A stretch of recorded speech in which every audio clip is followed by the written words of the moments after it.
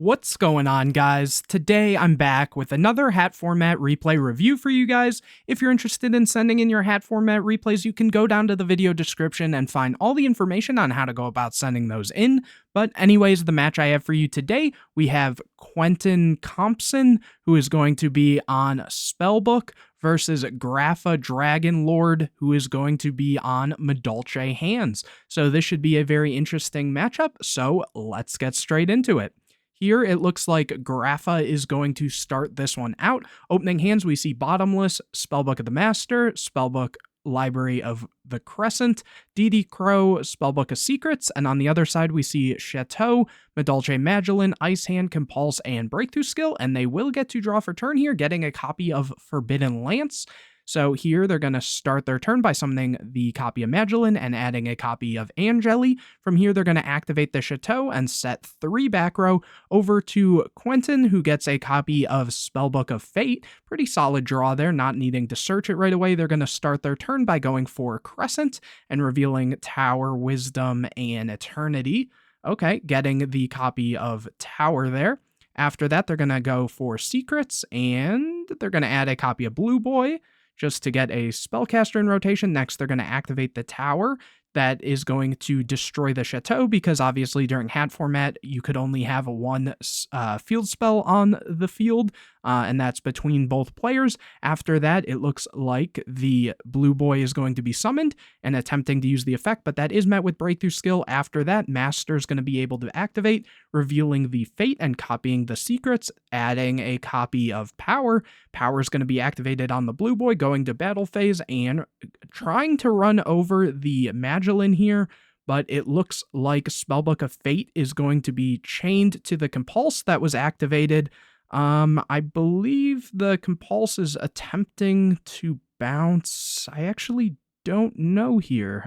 Did they target it? Let's see. Banishing 3, so I guess they're just going for obviously this is on resolution, it would activate. So here, I would assume the Compulse was trying to bounce the Blue Boy, and then at that point, Fate is going to try to randomly banish, it would be assumed the Magdalene there. And so then Lance is activated on the Magdalene so that it would be unaffected by the Fate here. So a little back and forth here. So the Compulse is going to leave. Yep, okay, so they were bouncing the Blue Boy. The Lance was on the Magdalene. And it looks like Quentin's just going to set the Bottomless and over to Grapha, who gets another copy of Breakthrough Skill here, now being able to normal summon the Angeli, use the effect, go for H.A.T, use the effect, and banish the Angeli. And it looks like they're thinking maybe they're going to Crow it, which they are going to do. So no summon off of the H.A.T, but they can go to battle phase and attack in. And this shouldn't have the counter anymore, just for reference, but main phase 2, setting the copy of Breakthrough Skill and passing it over to Quentin, who gets a Duality. Okay, so this is probably a slightly older build or just not the Temperance build, activating the Duality and revealing Justice, High Priestess, and Blue Boy, taking the copy of Blue Boy and putting the others back. And from here, they're going to normal summon the Blue Boy and use the effect. Let me just see real quick. Oh, they didn't have any spellbook or spellcasters, I should say, on the field or engraved, so they couldn't use the Tower there. But anyways, summoning and using the Blue Boy effect, but that is met with the Breakthrough yet again over to Grapha, who gets a Solemn Warning, and normal summoning the Ice Hand, going to battle phase and attacking over the Blue Boy, attacking in with the Magdalene and H.A.T. So doing quite a lot of damage here. And then from there, main phase 2, they're going to go for Cowboy just to do an extra 800. Oh, but maybe Quentin's thinking they are going to Bottomless that. And then from here, the H.A.T is going to activate its effect, banishing the Ice Hand. And yeah, they didn't use that this turn, so they are able to do that. Here, summoning the Messengelato effect to add a copy of Ticket. From here, activate Ticket, set the warning. And it looks like what was just shuffled there, it was the H.A.T, which was summoned off the Angeli from the turns prior, I believe that was. Was that how that one worked out? And then Ticket will activate and add a copy of Angeli. From here, over to Quentin, who gets a copy of Crescent, which unfortunately, well, I guess they could use the standby phase for Tower here, but they are still going to have Spellbook spells engraved, so this Crescent won't be live. Here using the tower, putting back the copy of Fate, and going and drawing into a copy of Wisdom. From here, Blue Boy is summoned, but that is met with the warning, and Quentin is just going to scoop it up there. Nothing really they could do, but this time they will get to start out. Opening hands, we see Spellbook of Secrets, Rivalry, Fiendish Chain, High Priestess, and Blackhorn. And on the other side, we see Hootcake, Dark Hole, Firehand, Forbidden Lance, and MST. Here, Quentin will draw into a copy of Solemn Warning, so all the traps this time. And, you know, they do have the secrets, which can get into Blue Boy, but it doesn't really do all that much here. So we will have to see what they do here. They're going to activate the secrets, adding the Blue Boy, and summon Blue Boy, use the effect to add Tower. Okay, so just trying to get the ball rolling with some of the advantage. A little misclick there, but here they're going to then set 4, activate the Tower, over to Grapha, who gets a copy of Angeli, very strong. Here, going to summon Firehand, go to battle phase, and run over the Blue Boy, setting 2 back row over to Quentin, who now gets a copy of Crescent, which in the standby phase, Tower is going to attempt to put one back, and it's going to be met with the MST. So unfortunately, at that point, the Crescent won't be able to be activated here, so they're just going to pass it back to Grapha, who now gets another copy of Firehand. They're going to summon Angeli, and on the summon, Rivalry is going to be flipped, so Grapha here has to pick between Pyro and Fairy, and obviously they are going to keep the Pyro on board because they do have another Firehand as follow-up to apply more pressure. So here going to battle phase and attacking in, but that is met with Fiendish Chain. Here, Spellbook of the Master is drawn, and again, just having to pass, they don't really have anything they can do. Grapha is going to summon another Firehand and go into battle phase, doing more damage. Here, Quentin draws a copy of Bottomless, just passes again. Here, Grapha gets a copy of Hootcake and just has to go battle, just doing little chip damage. Here, Quentin draws a Fiendish Chain. So at bare minimum, they can kind of stall out a little bit here. Over to Grapha, who gets a copy of Ticket, and again goes battle phase, and that does meet the second Fiendish Chain. Here, Quentin gets a copy of Life, so now they can at least get the High Priestess on live by revealing the 3 Spellbook spells they have. And it is going to be summoned in defense here and just passing, so just walling up a little bit over to Grapha, who gets a copy of Magdalene. From here, they're going to go Dark Hole, just clearing out the monsters, so then they can summon a new typing, going for Hootcake and activating the Ticket here. And going to battle phase. Oh, they said thinking on summon, actually. So on the summon of Hootcake, that is going to get warninged.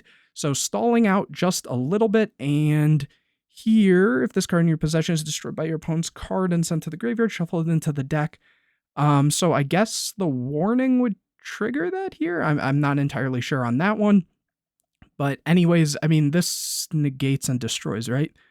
When a monster spell trap is activated, it includes the monster, negate the summon or activation if you do destroy it. So in your possession would be anywhere, so I would assume it would work like that. But anyways, here setting 2 more back row over to Grapha, who gets a copy of DD Crow, activating Ticket, normal summoning the Messengelato. That is met with the Bottomless, but Grapha does have the Lance for that.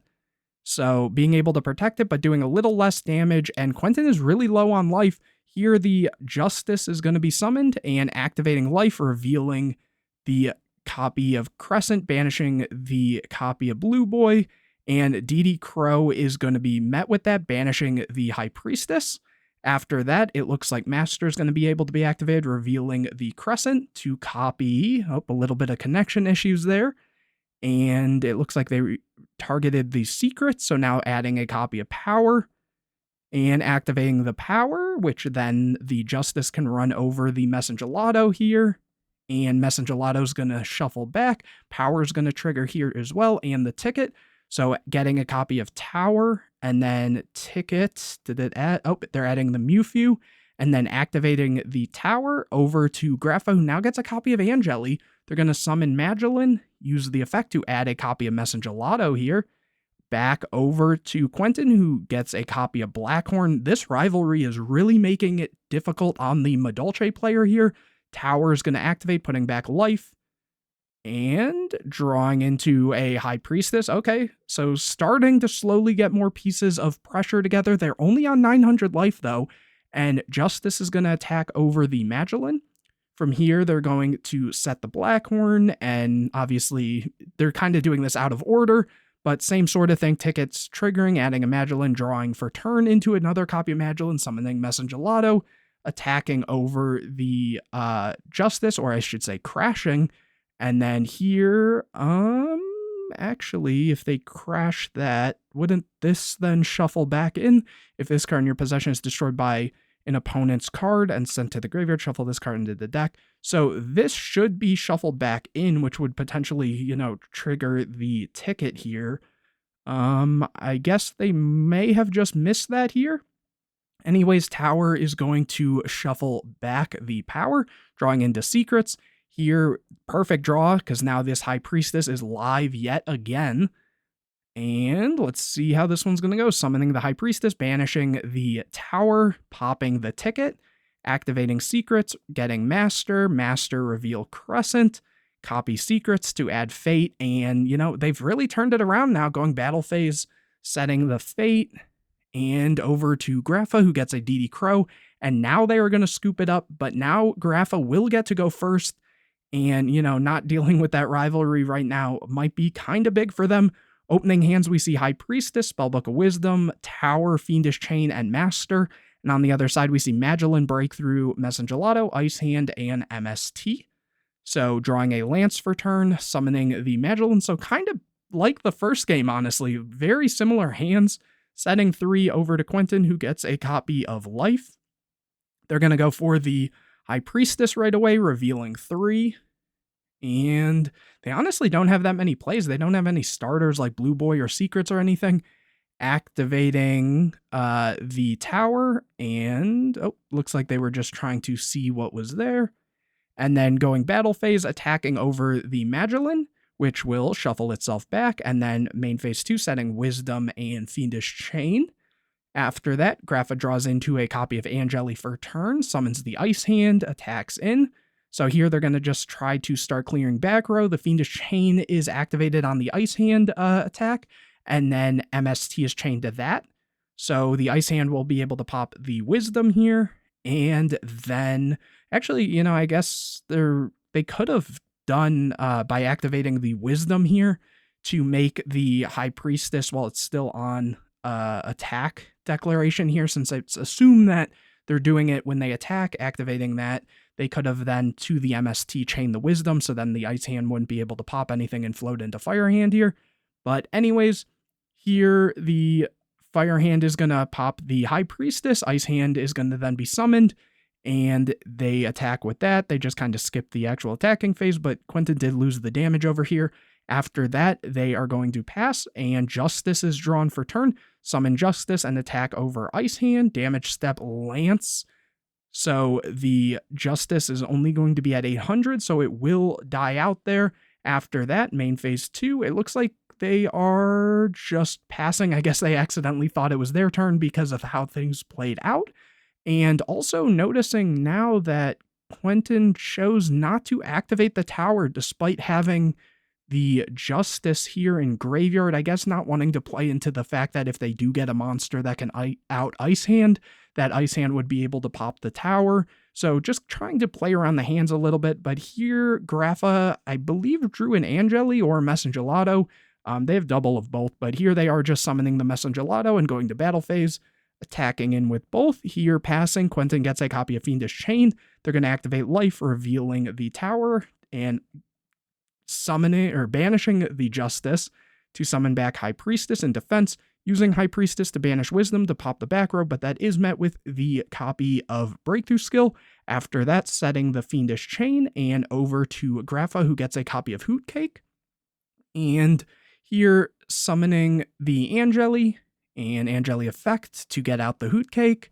After that, Hoot Cake is going to banish the Angeli, and they're really holding out on this Fiendish Chain, probably just letting them kind of play through a little bit in order to stop the Tiramisu if it comes out. Also, I guess the other thing to note is, even though they've now played into the Ice Hand a little bit, obviously Ice Hand can't crash in to pop stuff.